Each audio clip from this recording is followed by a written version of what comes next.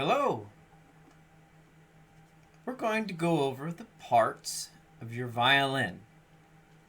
So to start with, we're going to start at the top, and then we're going to go to the bottom.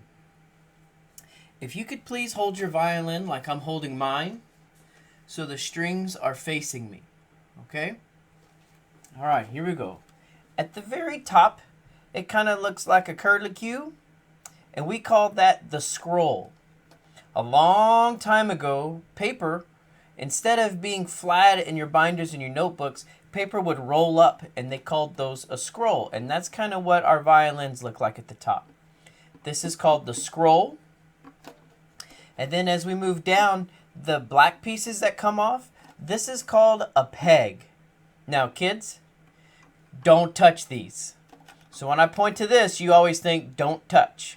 A peg is made for making large adjustments. And that's what you need to wait and let Mr. T or Miss Solano do, all right? So the pegs, don't touch. The next part is there's like a box in between. You have 4 pegs, 1, 2, 3, and 4. Right here in the middle, this box is called the peg box.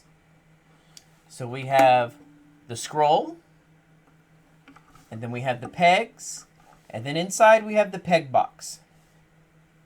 The next part, as we go down, there's a long piece of black wood that goes all the way down. This piece of black wood is called the fingerboard. It's actually glued onto the neck.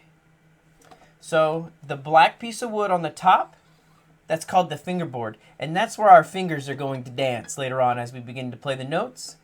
The back side here is called the neck.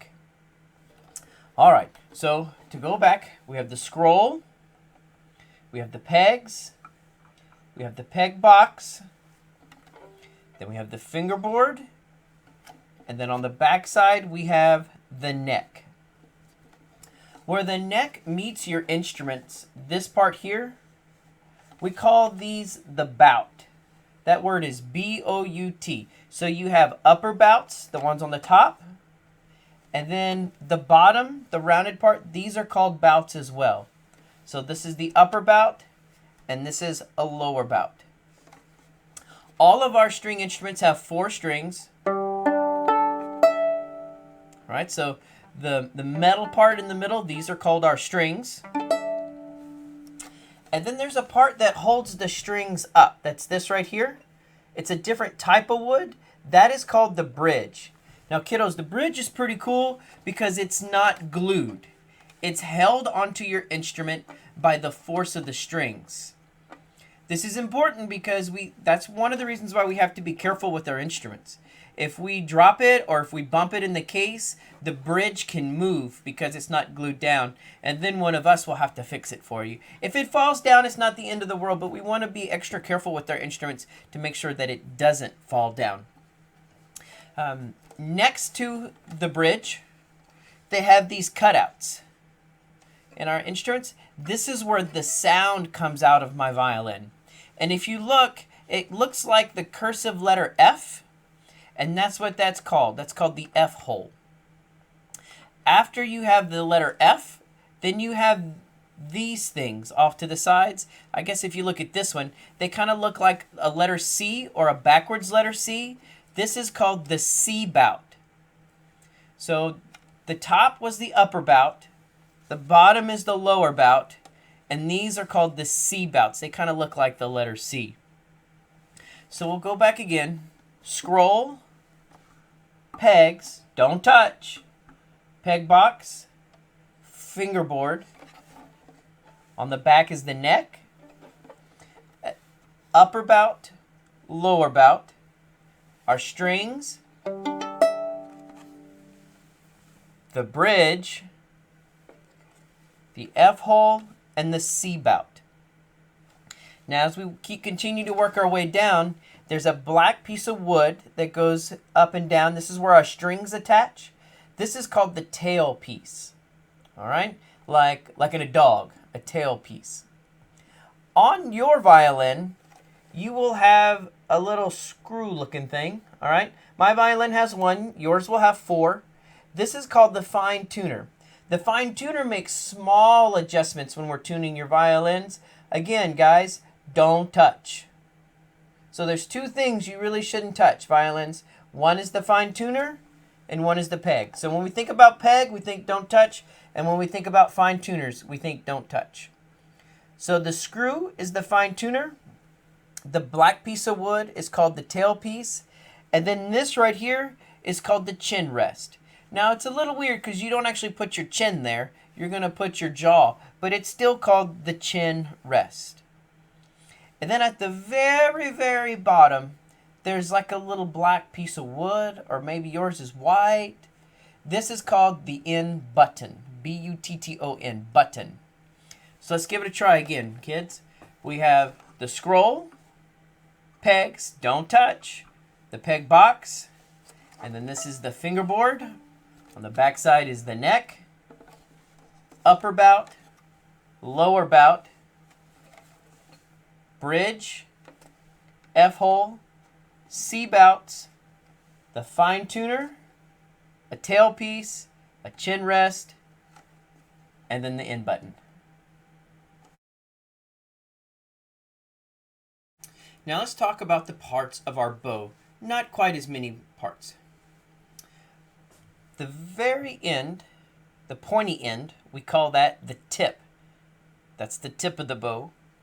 The top part is the stick. Now mine is like a dark black color. Yours might be brown. It doesn't matter. They're all a little different. So this is the stick. The bottom part is called the hair. And we have to make sure that we never touch the hair. There's oils in our hands, especially right now with all the soaps and the hand sanitizers. And if we touch the bow hair with our bare hand, it can make the bow hair go bad. So we have the tip, the stick, and the hair. Mine has a silver piece on it that's called winding. Yours might not have that just yet. And then this piece here, this is called the grip. You may have a grip on yours, and it's just a little bit longer than mine is. So we have tip, stick, and the hair. Then we have winding and the grip. If I keep staying on top, this part at the end is called the screw. When I turn it to the left, it loosens the hair. And when I turn it to the right, it tightens the hair.